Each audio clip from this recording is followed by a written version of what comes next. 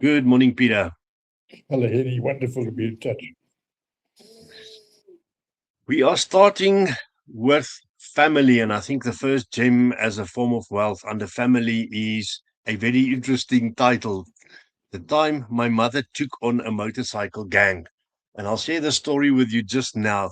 But I think, in summary, what it's all about is few things are more important to a truly rich life than family and good neighbors. Any quick thoughts on your side around that, Peter?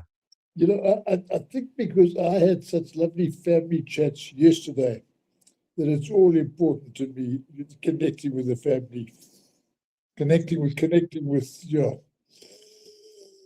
With you yeah, with the family. Yes. the title is interesting, and I'm sure a lot of people would love to know that. It's all about Robin Sharma's mum. And then there were some neighbors that was part of a motorcycle gang that moved Yeah. in across the street, and they were noisy and rushing down the street. So what Robin Sharma's mum did was she went and bought those orange cones, and she put some cones there to get them to slow down, because Robin Sharma's kids were often staying with their grandparents and playing in the street. So she put the cones down there, but it didn't really make a difference. They were still rushing, and everybody came to visit, and it was noisy. And then one day she just got up and she said, I'm going to go talk to them. So his mom walked across the street, knocked on the door, and spoke to these guys and said to them, listen, you're making it unsafe here. I've got grandkids here that wants to play in the street. Can you please just slow down?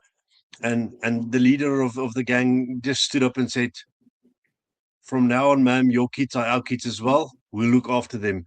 And the story goes on to say that they really looked after the kids. They were on duty. They were stopping cars that were going too fast, etc., etc. And his mum, I think a week or so later, went baked some chocolate biscuits, which she took to them as well. So she set up a relationship with the neighbors, who she didn't know, and it seemed to have worked out very nicely. And it's about 20, 30 years later, and apparently the relationship is still going very well. Even though they moved away, they still keep contact. So, yeah, very interesting story. Um, the, the, the net result is we need to be close to our family. I am guilty.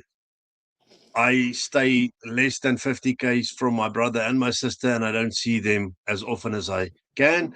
I don't phone them as often as I can. So I think it's important that we make time for our family.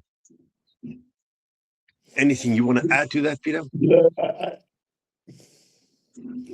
I think it's quite an important one, and I say that because now I'm going back.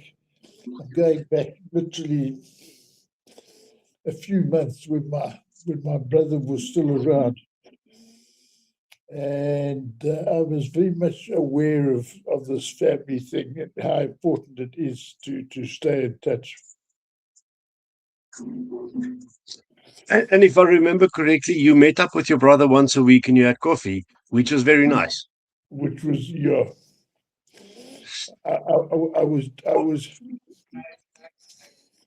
I did that for quite a long time, and it was a valuable experience. Yeah. All righty, people. That's a Peter. That's a nice thought. We need to make time for our families, and a coffee once a week, or a phone call once a week, for that matter, if it's Yeah. a bit further, is a good practice. Before I hand over to you, Peter, we are busy with podcast number 99. We've had a very long and exciting journey. So, from my side, before I hand over to the question, I would love to invite all the listeners to say, please be part of number 100. Let's make it a special one. Peter, I the think that question from your side. I think that's important. So my question to them is: will you be joining us next week for a hundredth podcast?